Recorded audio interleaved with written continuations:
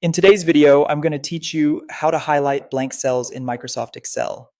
If you manage lists, imports, or forms, blank cells can hide gaps that break formulas and reports. In a couple of clicks, you can make those gaps stand out so you can review and fix them fast. Start by opening Excel in the workbook you want to check.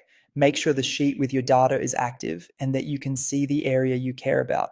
Next, select the dataset or range you want to analyze. You can drag across a block of cells, select entire columns or rows, or click inside a formatted table and press Ctrl A to grab just that table. Selecting only the area you care about keeps Excel from flagging unrelated blanks elsewhere on the sheet. With the range selected, go to the Home tab on the ribbon and click Find and Select, usually on the far right.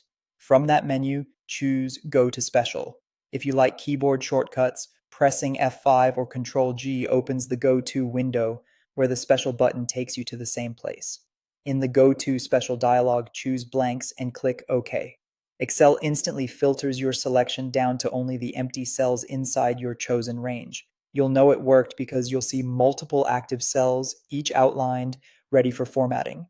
Note that Excel treats cells that contain formulas returning an empty string, like quotation marks with nothing between them, as non-blank. Those won't be selected here. Now, with all blank cells still selected, apply a highlight. On the Home tab, click the Fill Color Paint bucket and pick a color that's easy to spot, such as light yellow. Because every blank cell is selected at once, the color will apply to all of them in one step. This is just formatting. It doesn't change any values or formulas. Take a moment to scan your sheet. The highlights show you exactly where data is missing, which can help you decide whether to enter values, adjust formulas, or follow up with a teammate.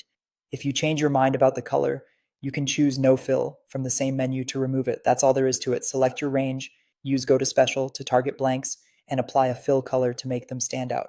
Thanks for watching and happy spreadsheeting.